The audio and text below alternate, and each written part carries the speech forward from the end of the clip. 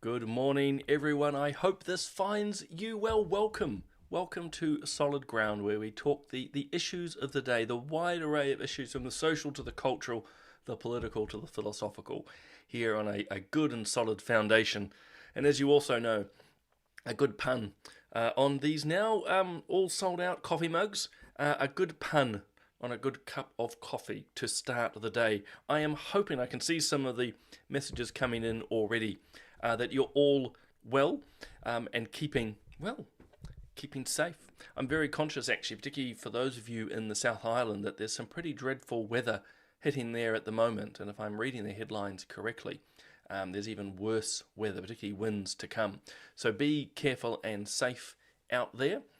But before we jump into some of the topics, and look, regulars will know this, and I'll start putting some comments on screen in a moment. This show is live. I'm coming to you live from Auckland here in New Zealand. And I say that because, of course, most New Zealanders know where Auckland is, but we actually have quite a lovely array of people from around the world who watch. But no, this is live. And so if you're on Family First YouTube or Facebook page, your comments will come live to me here in the studio. And of course, like so many people, you can say good morning, tell me where you are, what the weather's like, and so forth. But you can also ask questions, make comments on what I'm discussing, or raise something to go, hey, could you talk about whatever? And I will do my best in that regard. We've got Harrison. He's almost always the first. So good morning. He's asked about the strikes. I'll talk a little bit about the strikes this morning, but Bob and I will talk more about it in political playback tonight. But it's certainly a big topic, and I will be addressing that. To Muddy Waters, good morning. Lovely to oh dear, my voice is cracking again. To have you along. We've got Michael there. Good morning. We've got Jackie there telling us it's rather all from. Oh yes, you're going to have quite the wind and the rain there as well. Good morning to DD. Darren's asking if the jet lag is over. It is. I must say it hit me a bit more than I was expecting. Not so much waking up at strange times, but just sort of feeling groggy and tired. Quite something. Good morning to Jarena. Lovely to have you along. Got Rosie there noting, of course, that it's wet in Taupo. But yeah, I thought about making some terrible joke about going on strike today, but Bob wouldn't have a bar of it. So that's all right. And to Foo Dogs Trucking, good morning, and not just a good morning, but a jolly good morning indeed. To Adrian, lovely to have you on as always. And we've got Edmund there as well. Good morning to you. And Carl, lovely to have you along. Oh, Liz, always lovely to have you along. I can imagine it's going to get quite gusty there in the Marlborough, so look after yourself. To Sandra, good morning. Dee Dee is saying, well, Dee Dee's telling us it's as calm as a mill down there at the moment. Well, let's see what happens. That said, and good morning to Dale as well. Without taking away from the seriousness of whether I'm often struck how what's predicted doesn't happen or it's not as bad. But as we know here in Auckland, and you guys have had it as well in other parts of the country, there's been underestimations as well. I suppose it's just the nature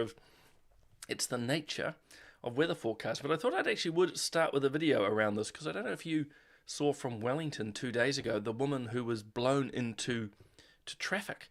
I mean, lucky she was not hurt, but if you haven't seen the video, I just couldn't play it now. Not only just, I think, a human interest story, but a small way just illustrating, of course, we've got some worse potential weather to come. But yeah, this is from Wellington a couple of days ago. And there is no sound, by the way, it's just audio, video. There we go, get it together.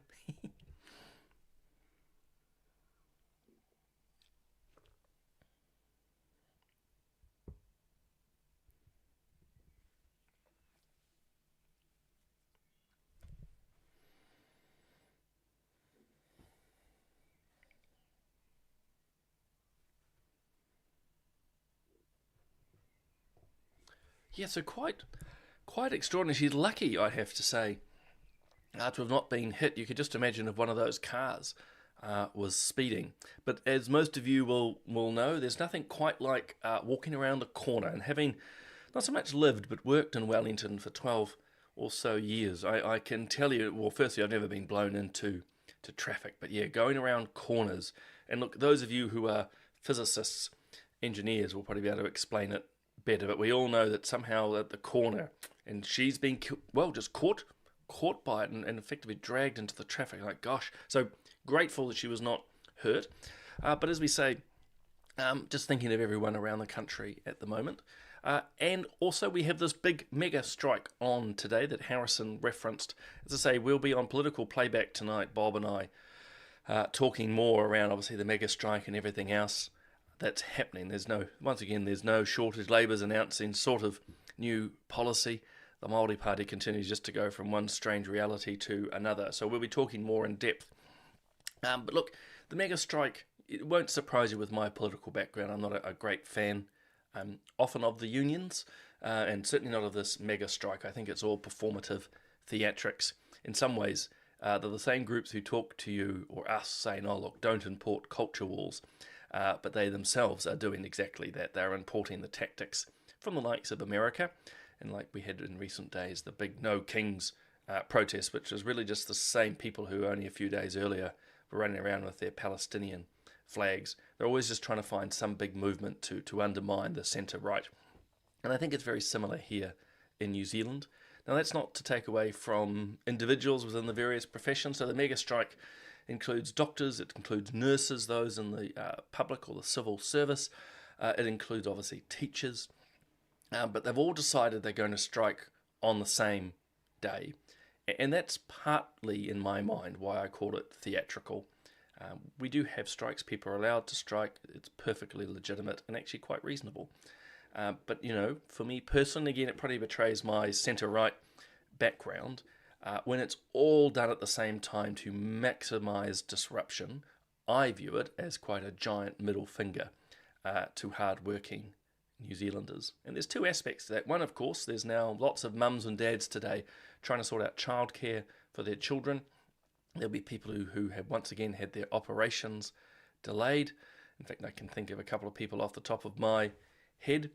But the other is there's an element of what they just don't discuss. So a lot of hard-working, as I say, New Zealanders, and teachers and doctors and nurses are as well, but won't have got wage increases for years.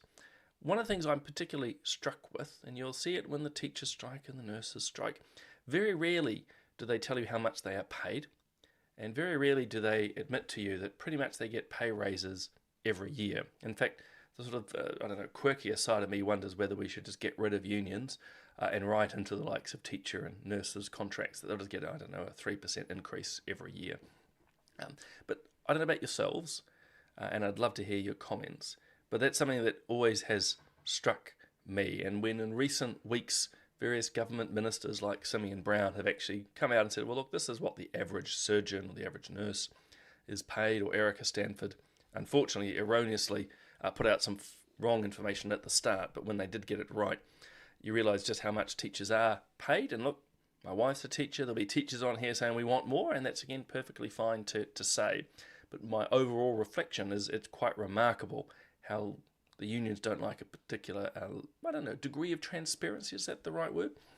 To tell people how much they are paid and then demanding more and more every year. And I was listening to Duncan Garner yesterday on his podcast, who mentioned that in this case, teachers, he says, and I haven't verified it yet, so I really want to be clear about that. He's saying it, I haven't yet verified it, that teachers got something like a 30% increase over the course of Jacinda's Prime Ministership. Now, I don't know if that's right. If you're a teacher, let me know.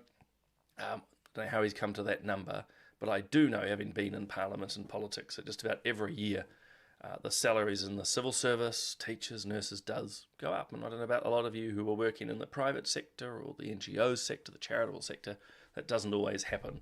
And so to do this massive strike today, huge disruption, I just don't think is appropriate. And so, yeah, that's sort of my take on it. Very briefly, I said Bob and I will talk about it a bit more. I mean, ultimately, and it won't surprise you, I just think this is the unions doing all they can to undermine the current government. They do not like the centre-right. They do not like the democratic vote. They just want their Labour, Greens and Te Pāti Māori friends in, and they'll do all and everything they can. And it allies a little bit with the No Kings protest in the UK, in the US. Don't want a No Kings protest in the UK. Charles III would be a bit upset, but a lot of these anti-Trump rallies and so forth, it's just people who only want their way and not the democratic way. So yeah, anyway, So I was just looking. Oh, yeah, so Harrison's noting that the unions are the same groups that took away the charter schools. Yeah, and you would know that, Harrison, firsthand. And I suppose that's the other element, if I was to, if you will, pick on the teachers, um, is that education standards continue to go down. If you were to track education standards in New Zealand and pay increases for teachers, they go in opposite directions. And that's a major, major problem. And the unions protect a lot of that. Rosie's asking about Labour stealing Winston's idea. Yeah, again, we'll talk more about that tonight on Political Playback.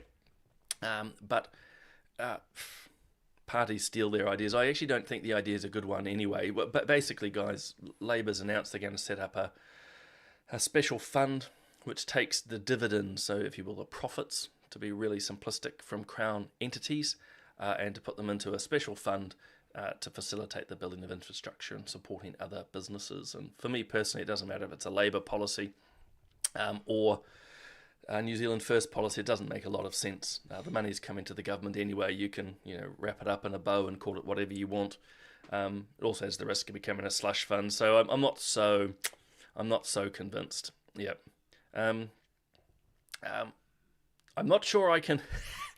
We're getting very astute comments coming from someone here, but if I'm reading it in very small font, I'm not sure I can put the name up, and I apologise.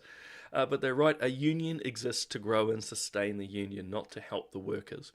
And I think, by and large, that's true. I mean, to be fair, there is a place for the unions for negotiating in good faith and trying to do their best. But one of my observations in times in politics is that the unions, that is, compete with one another to try and get the better deal for their union members, so they can draw union members from other groups to them. It becomes quite a competition, and it's just a never-ending array of requests. So again, I think it's a very astute, as they exist to grow and sustain the union, not to help the workers. Food Dogs Trucking says unions equals communism. Edmund's noting, I think he's probably talking around teachers, 120. That would be the very upper end. I think teachers may start around 60,000-ish. Again, happy to be corrected. But within a few years, they can easily be up to 90,000 and so on, which again, we can debate whether that's reasonable or not. But you might have heard me speak before, when the average New Zealand wage is 55,000, being above that, we can debate whether it's good or not, whether it's still enough, because the cost of living is terrible, but it's context which is often missing. Anna says that Luxon is softer perceived as bendable. That's what. Yeah, well, there's an element of that. Is this going to pressure the government? Though I've been pleased to see other government ministers standing strong. And again, Food Dog Trucking, I think, echoes much more articulately than me. They play up. And look, I found that again when I was in Parliament, when I was in opposition, so when Labour was in power, very few union strikes. As soon as National's in power, they are literally outside the doors, thumping on the windows, screaming and yelling. It's just all a bit of all a bit crazy. Celia's noting not all schools are closed. That's true. Look, my wife is in school today. I don't think it's any secret knowing our family that she's not part of the union, and so they're at school. Helping where they can, but a lot of parents will still be struggling. So, yeah, Celia, 100% right. But some schools are open, some are fully closed, some are, doing some assistance where they can. Yeah, and as said, Dee saying to shut down the government. Well, actually, I was just doing an interview yesterday for RCR, actually, with someone in the United States, talking about the shutdown. It's going to get messy soon. He was pointing out that the tyre hasn't quite hit the road yet, even though it's been almost 2 weeks of shutdown, because the next paycheck isn't, God, this is a very awkward sentence. Those who haven't been paid, they don't really feel it at the moment because they wouldn't have been paid anyway. The paycheck is just a few days away. Then when that doesn't turn up, things are going to get problematic. Speaking of just very quick things, I actually will return to some of the teaching dynamics. I think they're quite funny, but I just thought, I noted this pop through. It hasn't actually attracted much attention in the mainstream media, and I want to be clear, I'm not here waving the flags for either of them, but I don't think Bob and I are going to get to this tonight. So that's Nigel Farage and, of course, Winston Peters. I just thought it sends to me, or my political sense, an interesting signal for how particularly New Zealand First is going to be campaigning and what topics it will be focused on. For me, I see the reform in the UK.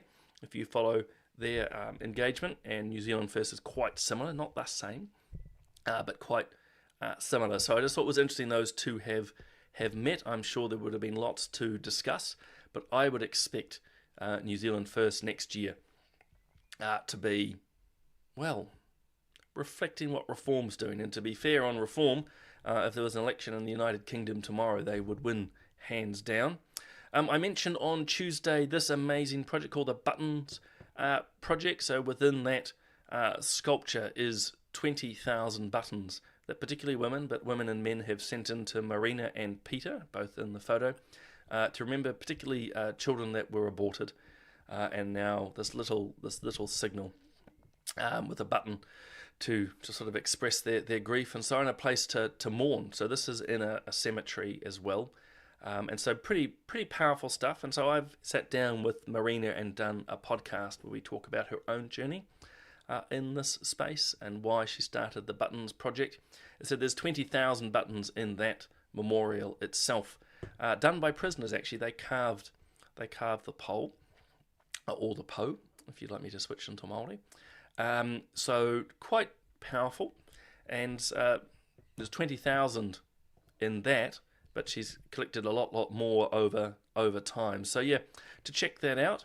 And then jumping back to teachers, and not to do with the strike, but I just thought this was, to me, quite funny. But it also shows you the dangerous left-wing prejudices that exist within the leadership of the unions. I want to be clear about this because you get the same usual people who rush to media, usually leading in some way an organisation, in this case the unions, and making quite outlandish claims. It doesn't apply to all teachers, but as I posted on social media, and why I want to quickly talk about this, if you're a parent, if you had kids in school, you need to be very aware of these sort of thought processes which are occurring with some teachers, and that's why you need to sit down, I would say, quite regularly with your children, have a conversation with them and begin to understand what is and is not being taught to them, because there's a lot of political ideology. There's an enormous amount of ideology in play and being forced by teachers onto young people around gender and sexuality, around the Treaty of Waitangi, around climate change, around Christian thought, and much more. And so this was a story RNZ put up the other day about toxic masculinity, and the head of a teachers' union was very concerned that young men are now toxically masculine and running around with absolute horrid ideas. And in particular, and they didn't quite say it, but I'll put this up, if hopefully you can read it, is using the old terms that there's these young people now who are adopting fascist views and boys who call themselves Trump boys, and he thinks it's white Christian nationalism. I mean, there can be nothing worse for a teachers' union than what they deem to be white Christian nationalism. Now, the basic point here, guys, is what he's saying is BS. Absolute BS. Of course, this is a family show, so I won't extrapolate on that acronym. But what he's really talking about, and it's code that comes from the woke or the progressives, the cultural Marxists, however you want to term them, for people who might hold, in effect, conservative and Christian views, such as, women have babies, biological men are men, no matter what they say, that actually we should let children be children. We shouldn't be foisting radical gender ideology onto them. It might just be a simple Christian belief that marriage is important, that having children is a blessing. It may be something as simple as a belief in pro-life Christian values that says, the likes of abortion, euthanasia, drug use are not good. So when the likes of, I think his name is Paul Stevens, the head of this radical teachers union, talks about fascism, what he is talking about you and me. So according to radicals like him, we're all fascists if we believe in just, very basic, if you will, traditional views that were, mainstreamed for about 3 seconds ago in human history. But according to this teacher union, they're fascists. So you've got to think about that in the first instance with all these young kids that they're teaching. These young boys who might just be saying, look, I think it's good to have a mum and a dad. The likes of Paul Stevens and this teacher union think these kids are fascists. And you wonder how that means they relate to these children. Then they go on to complain about white Christian nationalism, which is basically saying, look, that the traditional Christian views on relationships, on marriage, of how we order society, they hate it. These teacher unions hate those views. They want their radical ideas. And so again, they pull together this white Christian nationalism concept, which doesn't bear any truth. But anyway, really be clear. These are the teachers and those leading the teachers who are in front of your children. And as I keep saying, you need to get your children out of there, because these people are dangerous ideologues who are propagandizing your children. And as you can see in that middle paragraph, they talk about migrants and rainbow people and women. Again, it's all code for basically open borders. It's code for basically we have to accept radical gender ideology. And when they talk about women, again, they're not talking about boys doing anything particularly wrong. I'm sure there's going to be the odd example of a young guy who's watched some terrible stuff and is saying some terrible things, just as there'll be young women saying terrible things. What they're aiming for here is very much the mainstream, young boys in this case, that they want to target. So again, talk to your kids and be very clear if you come across teachers who are propagating this sort of view, teachers who believe your child or you are a fascist, or that somehow they want to label you a white Christian nationalist. Get them out of that school. Report them to the principal, or let us know here at Family First. It is just terrible. But I thought one of the great ironies is, so here's Paul Stevens, the head of this union, woke as they come, very concerned about toxic masculinity, but basically they want to make boys into wimps. Very worried about white Christian nationalism. And yet the teacher unions are so keen to talk about Palestine, which really is code for they want to talk about their Hamas mates. Do you get the irony straight away? The teacher unions in New Zealand, I mean, the obvious is, of course, they want to talk about Palestine, not about your kids. They don't want to talk about academic achievement, state of class, and they want to talk about Palestine. And of course, they don't really want to talk about Palestine. They want to talk about supporting Hamas. They want to support about the Palestinian people, who in turn support Hamas. And so that's what they want to talk about. A radical jihadist group that, of course, is toxic, that doesn't allow women to have any rights, that kills anyone on the rainbow spectrum, that would kill anyone that just disagrees with them. As we know, Hamas are at the moment going through Gaza, killing hundreds and hundreds of Palestinian civilians who don't agree with them. But that's who your teacher unions want to go and talk about. They want to talk about the Palestinian people and, in effect, Hamas, because I would say, tacitly, when they want to talk about these things, they're more on the side of what Hamas is doing. Now, they'll protest that. They'll say it's not the case, but I'm not sure how they reconcile the two at times. So, yes, toxic masculinity in boys here in New Zealand, as they define it, by the way, is something they're very concerned about. But they don't seem to have any concern, because you never hear any protest, any discussion pushing back against Hamas. In fact, what you normally hear is just anti-Israel invective. But that's what your teacher unions are worried about. And this little gem which Bob came across, they also want to talk about decarbonising New Zealand.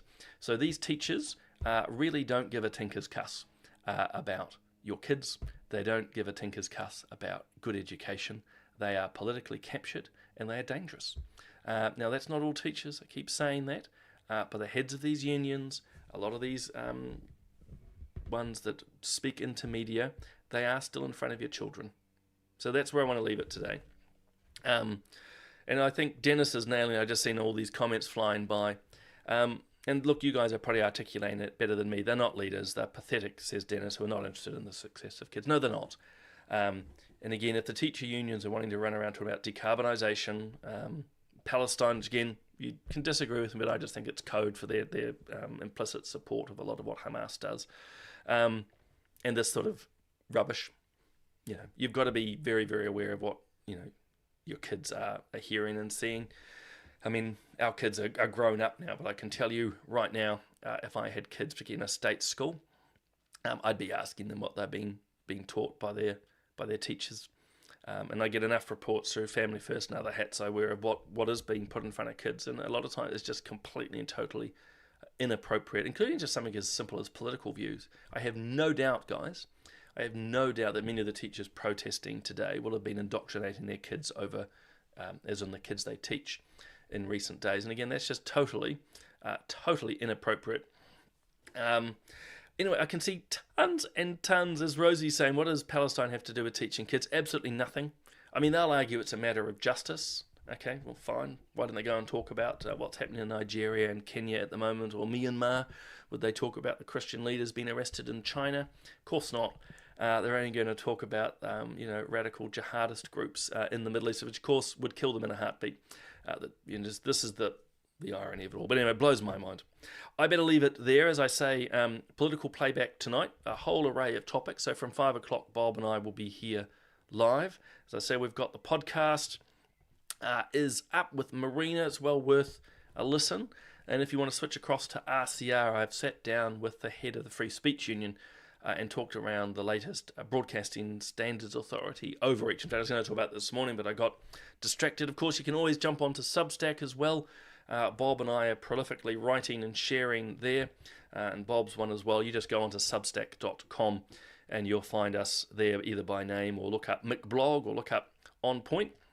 But otherwise, guys, I'm going to have to go back through all these wonderful comments, which I have not got to this morning, but wishing you all a happy day, particularly a safe day, not only with these terrible storms which are setting into the country, particularly in the south, but affecting most of the country. Do stay safe, but also too with the disruptions around this mega strike. I just hope you can get about your daily work and looking after the kids well.